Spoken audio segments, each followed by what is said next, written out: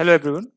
तो अभी तक हमने जो है किया था कि एलसीएम क्या है, एलसीएम क्या है या एचसीएफ क्या है, इनको कैलकुलेट करने का क्या तरीका है। जैसे एचसीएफ को कैलकुलेट करने का दो तरीका था। एक हमने पढ़ा था यूक्लिड्स डिवीजन एल्गोरिथम और दूसरा हमने पढ़ा था by use of fundamental theorem of arithmetics. तो उम्मीद आप लोग को याद होगा कि फंडामेंटल थ्योरम ऑफ अरिथमेटिक्स क्या है, और अगर याद नहीं है तो हमारे रिवीजन जो वीडियोस हैं उनमें भी जाकर के आप देख सकते हैं कि फंडामेंटल थ्योरम ऑफ अरिथमेटिक्स क्या है या यूक्लिड्स डिवीजन एल्गोरिथम क्या है, ये सब चीज़ें क्या है। तो यहाँ पे अब हम आज शुरू करेंगे। आज ये मोस्ट प्रोबेबली लास्ट डे होगा इस चैप्टर का, और हम लोग भी आज उसके बाद जो है मे भी हम लोग ट्रिग्नोमेट्रिक शुरू करेंगे। तो ये है interesting results obtained by FTA. क्या इंटरेस्टिंग रिजल्ट्स हैं? तो FTA means fundamental theorem of arithmetics. So तो डायरेक्ट हम क्वेश्चन पे चलते हैं कि हम कैसे ये चीज कर सकते हैं। तो एक क्वेश्चन है, can 4 to the power n for any value of n contain 0 at the end. So question है, can contain 0 at the end. तो हम एक ऐसा नंबर पहले एज्यूम करते हैं। अब इस क्वेश्चन को करने से पहले हमें थोड़ा सा बेसिक जानना होगा, तो इस तरफ हम कर लेते हैं इसको, राइट। ओके, तो एक चीज आप खुद सोचिए, वह छोटा से छोटा नंबर जिसके एंड में 0 है, कौन सा है वो? ऑफ कोर्स वो 0 है, राइट। ये भी तो नंबर ही है। अच्छा, इसके बाद वह नंबर जिसके एंड में 0 है वह है 10 यानी 10। उसके बाद 100 नहीं, 20, 30, 40। इस अगर हम करें 100, या हम ऐसे और आगे बढ़ते हैं, सो लेट से 1000। सिर्फ हम एंड की बात कर रहे हैं। अच्छा, एंड की बात कर रहे हो तो हमारा ये भी इस लिस्ट में शामिल होता है। 265330। ये कोई स्पेशल नंबर है? नहीं, एक हमने एक रैंडम नंबर दिया है। ऐसा कुछ नहीं कि मतलब मैंने कहा ये भी हो सकता है तो 26530 कोई स्पेशल नंबर है, नहीं। मतलब जो मन में आए, लेट्स से कि हमारे मन में कुछ और आ गया, कुछ भी आ गया, 1230। तो क्या चाहिए? Contain 0 at the end. तो ये पूछ रहा है कि क्या can 4 to the power n for any value of n, यानी कि n की जो मर्जी वैल्यू लगा लो, तो कोई भी ऐसी वैल्यू जिसमें ये जिसका आंसर ऐसा है कि जिसके एंड में एटलीस्ट एक 0 हो, क्या ये पॉसिबल है? तो पहले हमें ये जानना होगा कि किसी भी लाइक एंड में 0 आने के लिए क्या कंडीशंस हैं। तो कंडीशंस देख लेते हैं। तो हम सबसे सेकंड छोटे वाले नंबर यानी कि सेकंड बड़े नंबर से जो भी है ये 10, हम 10 से शुरू करते हैं कि 0 का कोई फायदा है नहीं। तो 10 को अगर हम फैक्टराइज करते हैं तो यह आएगा 2 × 5। ओके, 20 को करते हैं हम, मैं ब्रैकेट ही बना रहा हूं सिर्फ इस पे, 2 × 2 × 5। ओके, थोड़ा सा जगह कम पड़ रहा तो मैं इसको और नीचे कर देता हूं ताकि हमारी जगह कम ना पड़े।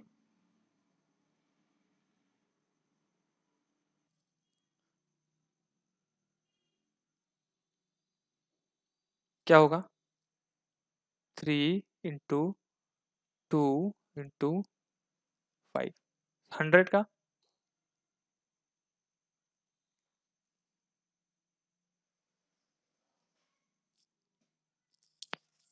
क्या होगा 100 का? यस, 2 × 5 × 2 × 5। तो मैं लिख रहा हूं अभी एक, एक्चुअली इसको लिखेंगे 2 × 2 × 5 × 5। थोड़ा सा रीअरेंज करेंगे हम इसको। क्या हम इसको ऐसे लिख सकते हैं? 2 × 5 × 2 × 5। हम थोड़ा और रीअरेंज करेंगे। क्या इसको हम लिख सकते हैं 2 to the power n, sorry wait,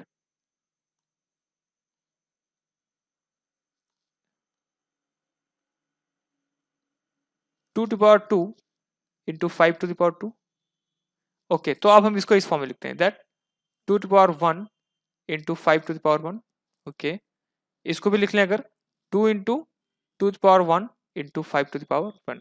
इसके आगे नहीं लिख रहा हूं मैं अब 1000 लिख रहा हूं।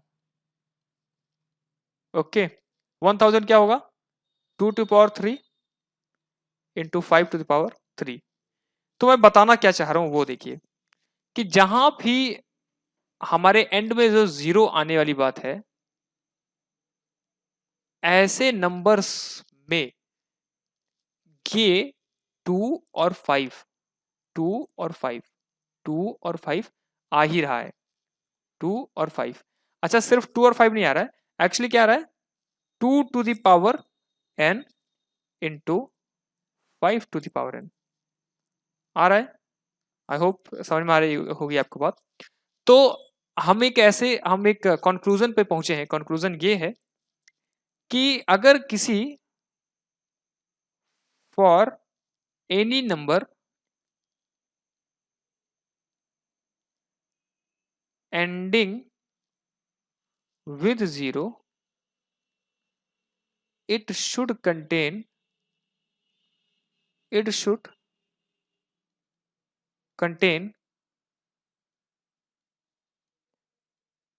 this form। ठीक है, क्या होगा वो, लेट्स से कुछ भी एक्सेप्ट, मतलब लेट्स से कि वो नंबर हमारा y है। ठीक है, लेट्स से कि वो नंबर हमारा y है फॉर एनी नंबर, ये जो एनी नंबर है ये है y, वो x into 2 to the power n into 5 to the power n इस फॉर्म में होगा। अगर इस फॉर्म में होगा तो मस्ट कंटेन एट लीस्ट 1 0 और may contain more than 1 0। I hope ये बात समझ में आ गई होगी। अब हम देखते हैं कैसे। अच्छा, एक कंडीशन है यहाँ पे, बहुत ध्यान देने वाली बात है। कंडीशन क्या है, कंडीशन एक नहीं दो कंडीशन है। मस्ट बी एन इंटीजर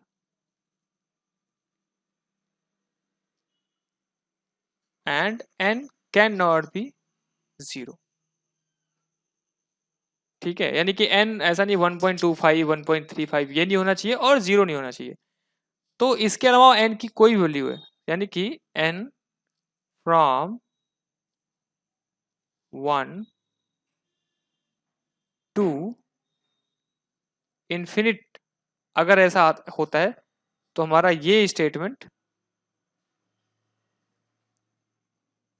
तो हमारा जो ये स्टेटमेंट है ये ट्रू होगा।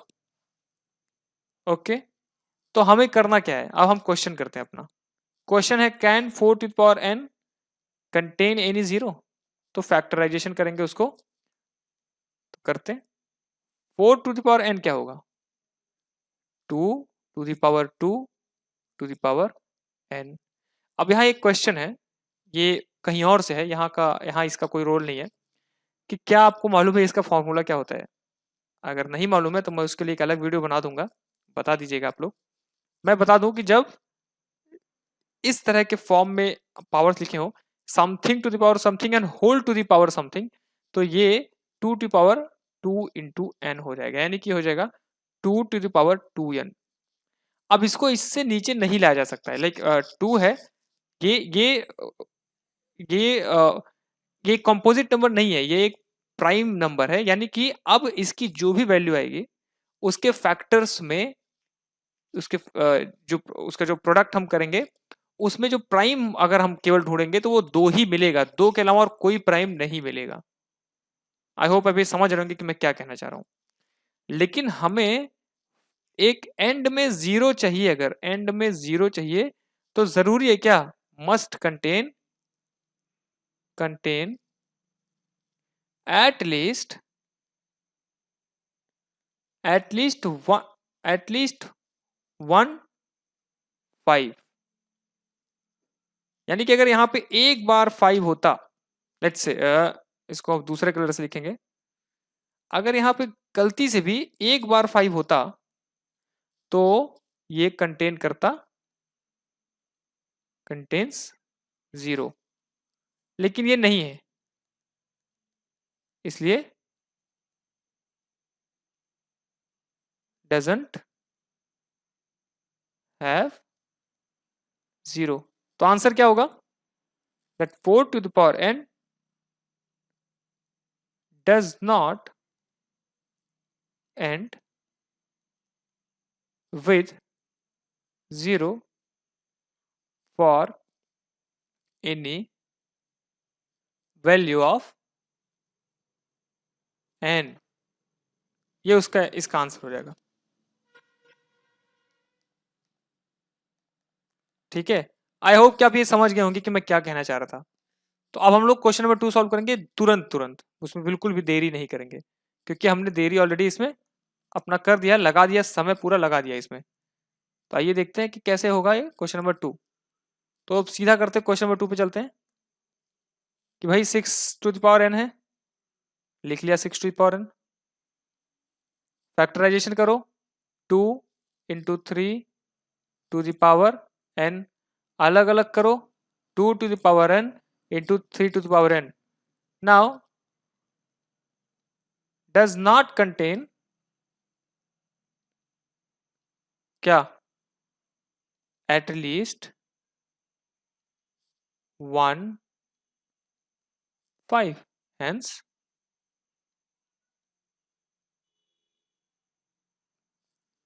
6 to the power n can never end with 0 for any natural number. हमने इस क्वेश्चन को तुरंत कर लिया। अब आते हैं अपने नेक्स्ट क्वेश्चन पर। क्या है नेक्स्ट क्वेश्चन? कि क्या ये कंपोजिट नंबर है? Okay fine.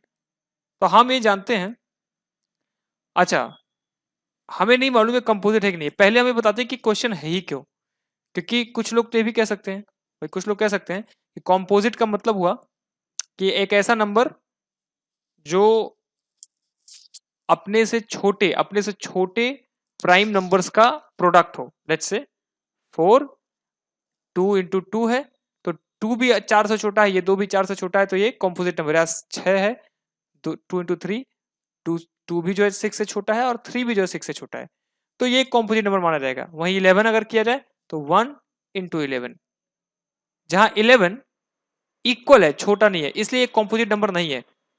और ऐसे नंबर जो कंपोजिट नंबर नहीं है इंटीजर्स में, उनको बोलते हैं prime number, right.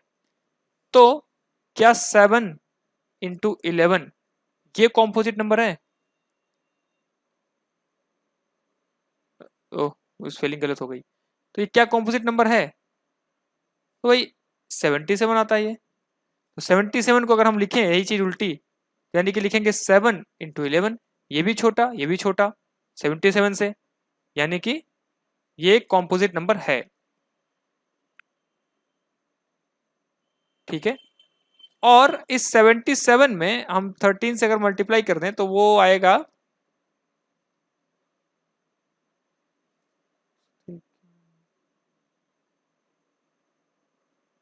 I think ये आएगा, एक बार चेक कर लीजिएगा, है ना। तो थोड़ी और जगह चाहिए हमें।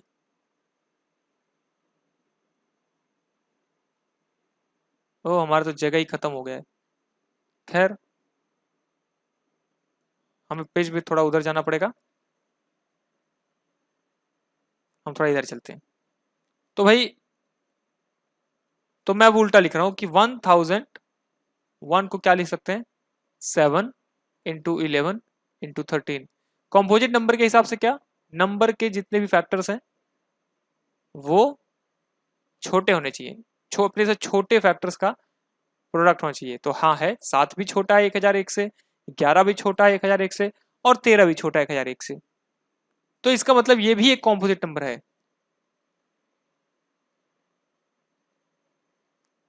तो भाई कुछ लोग बोल सकते हैं ना कि ये कॉम्पोजिट नंबर है, पर एक्चुअली जो खेल है वो यहाँ है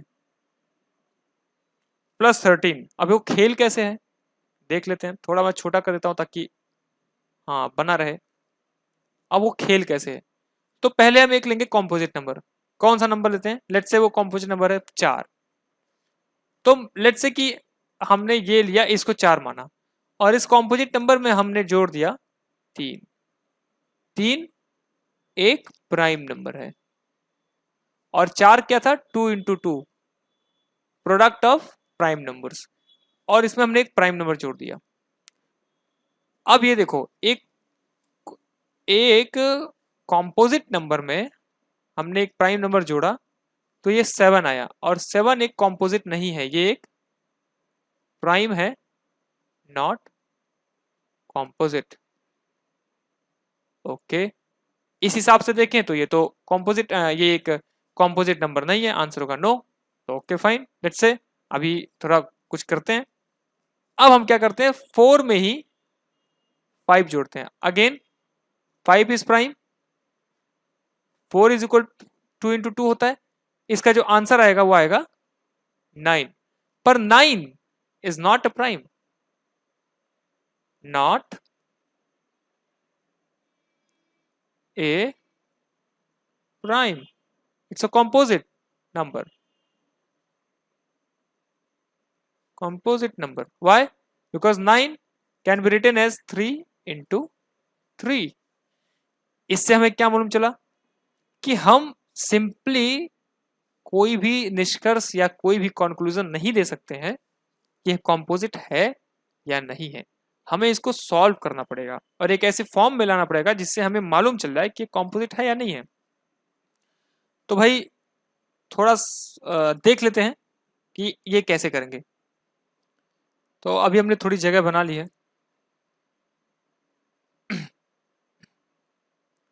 ग्रीन कलर से लिखेंगे अब, ठीक है। तो हमें सॉल्व करना पड़ेगा, तो उसे सॉल्व करते हैं। 7 × 11 × 13 +13, इन दोनों में 13 कॉमन है तो 13 कॉमन ले लो। 7 × 11 +1, 13 लिया। 7 × 11 is equal to 77 +1 is equal to 13 × 78। मैं इसके आगे सॉल्व नहीं कर रहा हूं, आप चाहो तो सॉल्व कर लो, क्योंकि 78 is equal to, I think इसको इस तरह से सॉल्व कर सकते हैं, दैट 2 × 3 × 13, आई थिंक यही होगा। हाँ आई थिंक यही होगा, ठीक है। तो अभी के सारे प्राइम फैक्टर्स में आ गया। अभी ये जो भी नंबर आएगा, ये वो नंबर इन सभी इन चारों से बड़ा ही होगा। लाइक इसमें 3 ही है, 2 3 और 13, उससे तो बड़ा ही होगा। आप लोग करके देख लेना, ठीक है। तो इससे क्या मालूम चला कि यहाँ पे लेट से कि कोई वैल्यू आई। चलो सब इसको सॉल्व कर ही देते हैं, आधा क्यों रखना।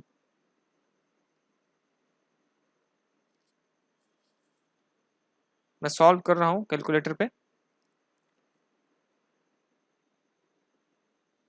यार 1014,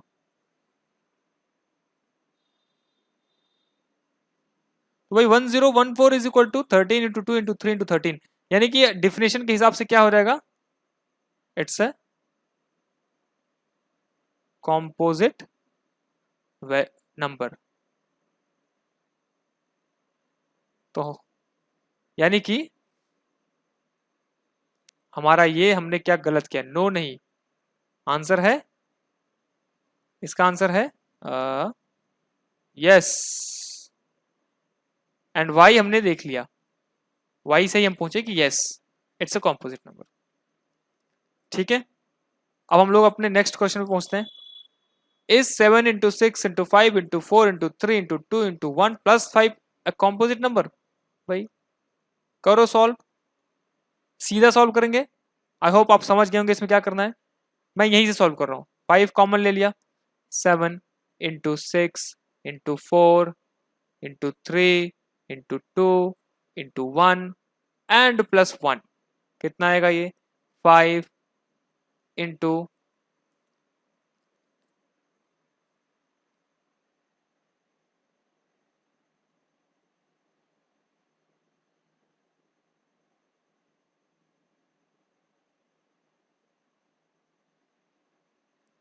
108, ये आ रहा है 1008 plus 1 is equal to 5 into 1009।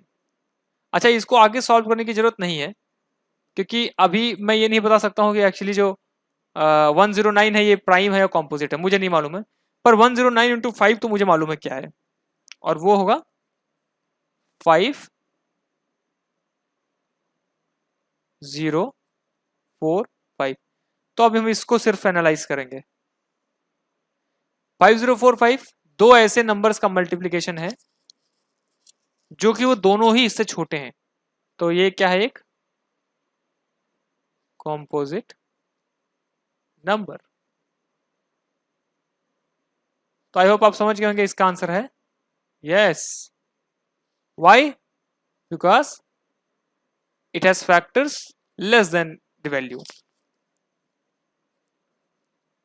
This whole number is a product of prime factors which are less than the which are less than the value of this whole thing whatever we'll get after solving this, that is 5045. okay, अब हम आगे बढ़ते हैं। now some insights why and when to use LCM। हमने LCM कैसे निकालना ये देख लिया, HCF कैसे कैसे निकालना ये भी देख लिया, पर भाई निकालना ही क्यों है? लोग कहते हैं ना मैथ कहाँ जिंदगी में यूज होती है, तो एक्चुअली यूज होती है, पर जरूरी नहीं कि आपने अगर पूरी जिंदगी में मैथ में 1000 थ्योरम पढ़े हैं तो फिर रोज हजारों हजार थ्योरम्स का यूज आए, ऐसा तो है नहीं जरूरी। बिना मैथ की जिंदगी संभव नहीं है, चाहे वो कितना भी गवार आदमी को ना हो। कुछ नहीं तो उसको पैसे गिनने के लिए काउंटिंग तो आनी ही चाहिए, नहीं तो उसको कोई भी लूट लेगा। तो don't underestimate the power of math. तो अब now some insights why and when to use LCM. अब ये व्हेन टू यूज एचसीएफ हमने देख लिया था, व्हाई टू यूज एलसीएम तो हम कुछ क्वेश्चन सॉल्व करेंगे यहाँ पे। तो भाई क्वेश्चन सॉल्व करो, देखते हैं क्या है।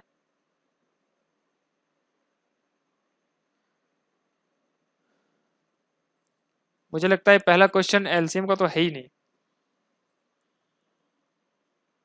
An army contingent of 616 members is to march behind an army band of 32 members in a parade.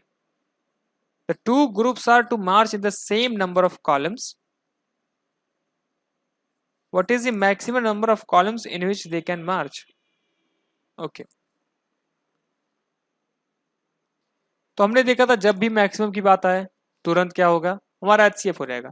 तो हम एचसीएफ निकाल के देखते हैं, फिर एक्सप्लेन करूंगा क्यों। 432 यानी कि एचसीएफ 8 आ गया। ओके, अब देखो, अब हम इसको दूसरे तरीके से करते हैं पहले। ठीक, तो लेट्स से कि इन लोगों को दो ग्रुप में बांट रहे हैं, लेट्स से कि दो ग्रुप में बांटते हैं, दो कॉलम में, एक कॉलम दो कॉलम में बांट दिया तो क्या हो जाएंगे 16 बैंड्स ईच, और यहां क्या हो जाएगा 308 मेंबर्स ईच। पर कॉलम दो ही है, हमें मैक्सिमम बांटना है। देखो हम 4 में भी कर सकते हैं, हालांकि मैं इसमें ज्यादा नहीं बताऊंगा क्योंकि हम लोगों ने ये चीज को कर रखा है, यानी कि 4 मेंबर्स भी हो सकते हैं। लो भाई 4 हो गए, तो ये 16 की जगह हो जाएंगे 8 और इसकी जगह हो जाएंगे 154।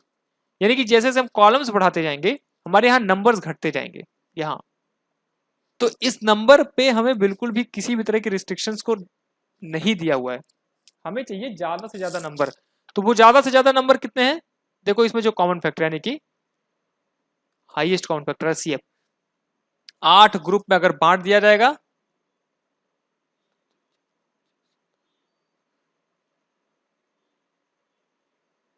ठीक, तो हर ग्रुप में 2 बैंड चलेंगे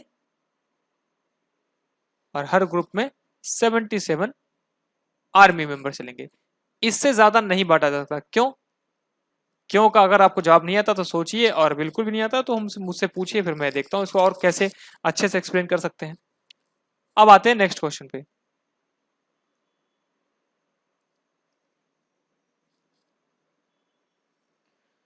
given that HCF and LCM, अच्छा देखो यहाँ पे given that HCF of these two numbers, वही let's say A is equal to 306, B is equal to 657 and HCF is equal to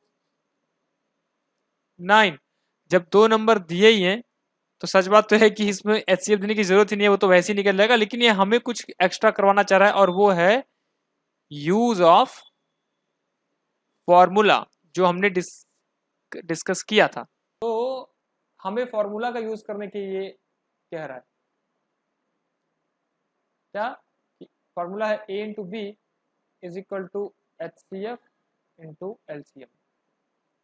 हमारे पास दो नंबर से एलसीएम तो वैसे भी निकल सकता है, पर वो ये फॉर्मूला चाह रहा है जो हमने पिछली क्लास में पढ़ा था, तो हम डायरेक्टली यूज करेंगे 306 into 657 is equal to HCF है 9 इंटू LCM। तो LCM will be equal to 306 into 657 upon 9। कैसे होगा सॉल्व, 102 और इसको कर देता हूँ 219। सो ये आया 102 इंटू 219, ये आंसर आ जाएगा, LCM आ जाएगा।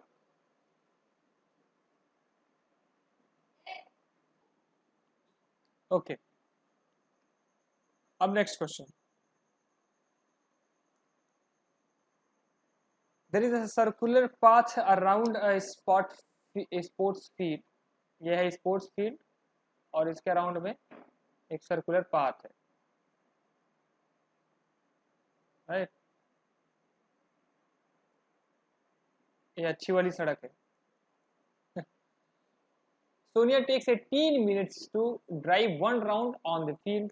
समझ सोनिया, यहाँ है वो सोनिया, और वो इस फील्ड को करने में लेती, एक बार चक्कर काटने में लेती है 18 मिनट्स।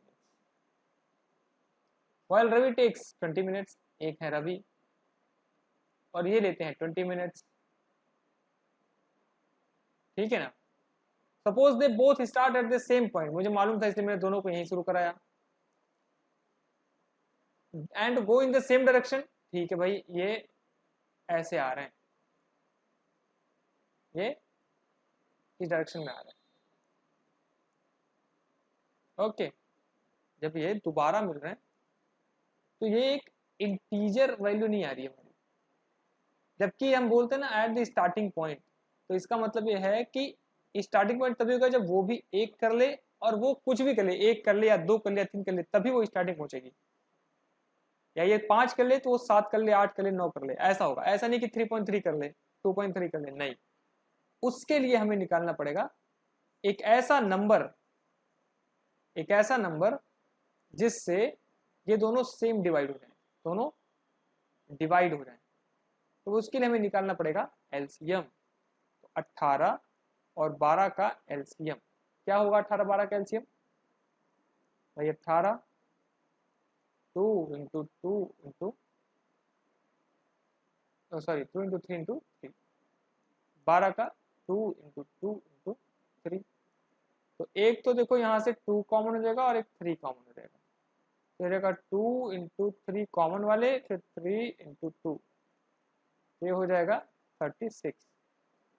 अभी ये क्या 36 मिनट्स जो होंगे, इतने मिनट के बाद ये दोनों वापस मिलेंगे। पर कैसे कह सकता हूं मैं, तो भाई 36 मिनट्स में, 36 मिनट्स में जो रवि होगा वो तो क्या करेगा, वो 2 चक्कर मार लेगा। नहीं, रवि जो है वो 3 चक्कर मारेगा। कौन, रवि, क्योंकि वो 12 मिनट में कर रहा है चक्कर, और जो सोनिया होगी वो केवल 2 ही चक्कर मार पाएगी, राइट। कौन, सोनिया, क्यों, क्योंकि 18 मिनट लेती है। पर ये दोनों इंटीजर हैं, इंटीजर होंगे तभी ये पहले पॉइंट पे मिलेंगे, तो इसलिए इसका क्या निकालना हमें, एलसीएम। आज मुझे लगा था मैं ट्रिग्नोमेट्री शुरू कर दूंगा, पर ऑलरेडी काफ़ी लंबा लेक्चर हो चुका है। मैं आपको कुछ इन्फॉर्मेशन दे देता हूँ। हम लोग इसी तरह के वीडियोस जो है डालते रहते हैं और लाइव भी पढ़ाते हैं। तो आप इस साइट पर जा करके अपने आप को eduhub.tricons.in इस पे जा करके आप अपने आप को रजिस्टर करिए। आप भी जाइए, रजिस्टर करिए और आप साइन अप भी कर सकते हैं, साइन अप भी कर सकते हैं। ठीक है, ओके। फिर आज की क्लास हम यहीं छोड़ रहे हैं। अब हम लोग जो है नेक्स्ट क्लास में ट्रिग्नोमेट्री स्टार्ट करेंगे। ठीक, आप लोग अपना ख्याल रखिए। Bye bye.